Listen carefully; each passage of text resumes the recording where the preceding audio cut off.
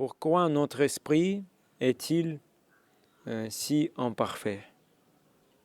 Nous sommes sous l'influence de 6 ennemis.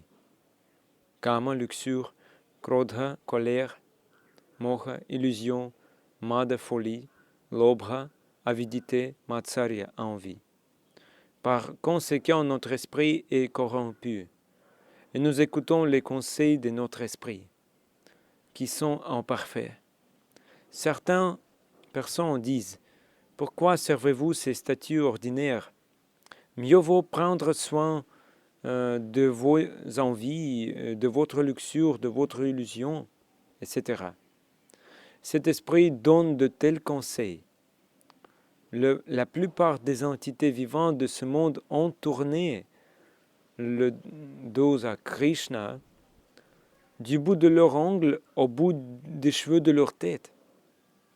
Ils ont complètement tourné le dos à Krishna. Et nous nous éloignons constamment de Krishna. Tant d'envie se développe en nous. Les gens disent des choses comme pourquoi apportes-tu des mangues et des sweet cakes si douces à Krishna? Tu ferais mieux de me les apporter, je les mangerai. C'est l'envie.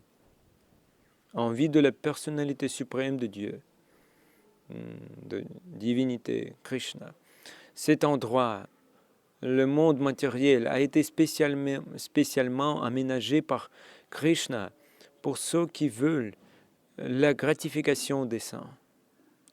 C'est une prison ou une forteresse. En sanskrit, c'est Durga. Cependant, les acharyas, les grands maîtres spirituels, font tant d'efforts que même une entité vivante, en jiva, est libérée de cette forteresse.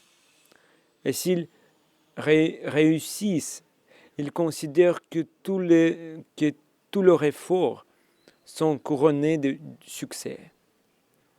Tant de gens meurent maintenant. Mais à quoi pensent les Vaishnavas? Un Vaishnava pense ainsi. Il y a des millions de personnes sur la planète, mais si j'arrache ne serait-ce qu'un seul d'entre eux au piège de Maya, alors ma vie sera couronnée du succès. Srila Bhaktivedanta Saraswati Thakur a dit « C'est une véritable activité au profit des autres. C'est un véritable altruisme pour libérer les gens de l'influence de la vieillesse, de la maladie, de la naissance et de la mort. Seul le Seigneur et ses chers dévots peuvent apporter aux gens une véritable aide, une véritable miséricorde. Tout le reste est temporaire.